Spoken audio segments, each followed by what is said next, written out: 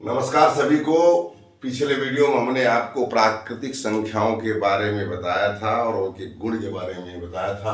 आज हम आपको एक नई संख्या पूर्ण संख्याएं क्या होती हैं उसके बारे में बताने के लिए उपस्थित हुए हैं। आपको बता देना चाहते हैं कि प्राकृतिक संख्याएं, पूर्ण संख्याएं, पूर्णांक, परिमेय और अपरिमेय, इन संख्याओं को मिलाकर जो संख्या प्राप्त होती है, जो संख्या का समुच्चय बनता है, उसको हम जो है कहते हैं रियल नंबर या वास्तविक संख्याएं कहते हैं। तो वास्तविक संख्याओं में आपका प्राकृतिक संख्याएं, पूर्ण संख्याएं, पूर्णांक, परिमेय और अपरिमेय सम्मिलित होते हैं।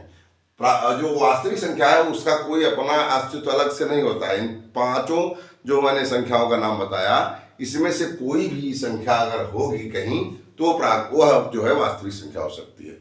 तो वास्तविक संख्याओं की जब जिक्र होगा तो उसमें हम किसका किसका जिक्र करेंगे? प्राकृतिक संख्याओं का, पूर्ण संख्याओं का, परिमेय संख्याओं का और अपरिमेय संख्याओं का। प्राकृतिक संख्याएं, पूर्ण संख्याएं, पूर्णांक का भी।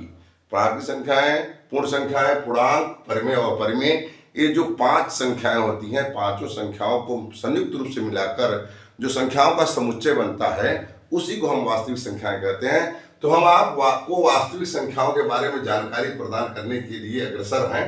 उसी के अंतर्गत हम आज आपको पूर्ण संख्याएं क्या होती हैं उसके बारे में बताएंगे।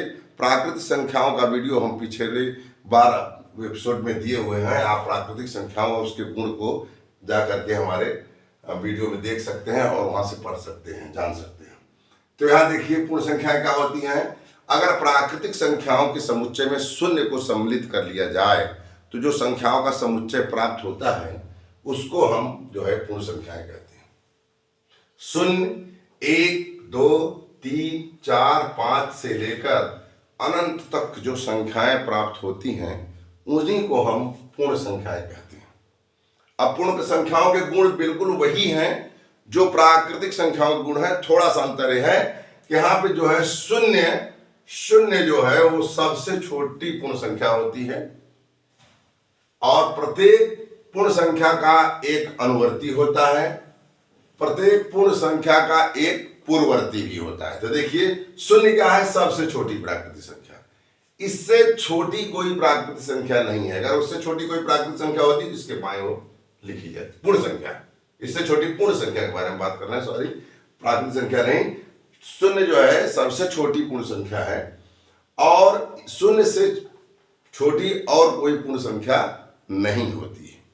हर पूर्ण संख्या का एक अनुवर्ती होता है। जैसे एक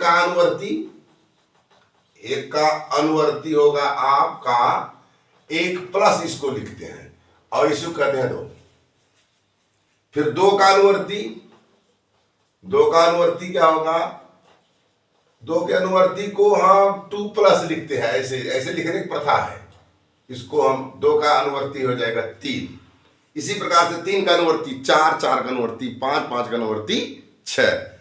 पूर्ववर्ती क्या होता है? जैसे 5 का पूर्ववर्ती 4, 4 का पूर्ववर्ती 3, 3 का पूर्ववर्ती 2, 2 का पूर्ववर्ती 1, 1 का पूर्ववर्ती 0, 0 का पूर्ववर्ती कोई पूर्ण संख्या नहीं।